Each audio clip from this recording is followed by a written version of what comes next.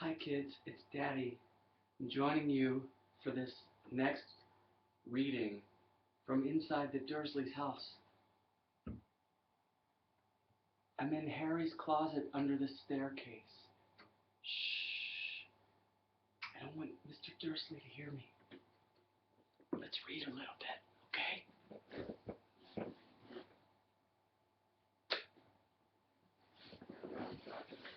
Let's fix this. Shh. Okay, here's where we left off. I think I'd better do the actual stealing, Hermione continued in a matter-of-fact tone.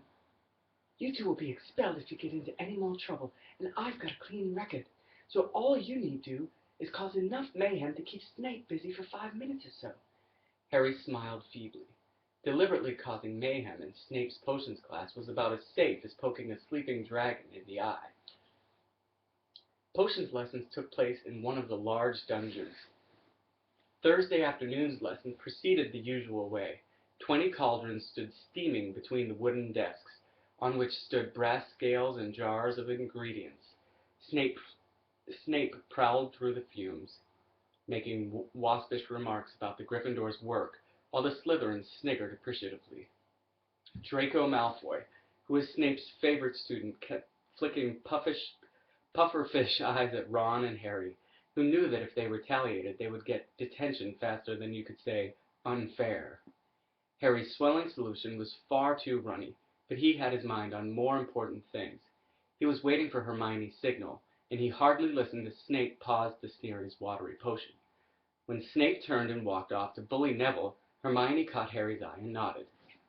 Harry ducked swiftly down behind his cauldron, pulled one of Fred's filibuster fireworks out of his pocket, and gave it a quick prod with his wand. The firework began to fizz and sputter. Knowing he had only seconds, Harry straightened up, took aim, and lobbed it into the air. It landed right on target in Goyle's cauldron. Goyle's potion exploded, showering the whole class. People shrieked as splashes of the swelling solution hit them.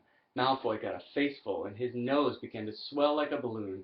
Goyle blundered around, his hands over his eyes, which had expanded to the size of a dinner plate. Snape was trying to restore calm and find out what happened. Through the confusion, Harry saw Hermione slip quietly into Snape's office. "Silence! Silence!" Snape roared. "Anyone who has been splashed, come here for a deflating draft, when I find out who did this." Harry tried not to laugh as he watched Malfoy hurry forward, his head drooping with the weight of a nose like a small melon.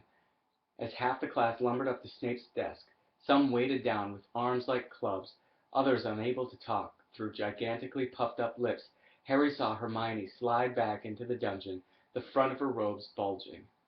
When everyone had taken a swig of antidote and the various swellings had subsided, Snape swept over to Goyle's cauldron and scooped out the twisted black remains of the firework. There was a sudden hush. "If I ever find out who threw this," Snape whispered, "I shall make sure that person is expelled." Harry arranged his face into what he hoped was a puzzled expression. Snape was looking right at him, and the bell that rang 10 minutes later could not have been more welcome.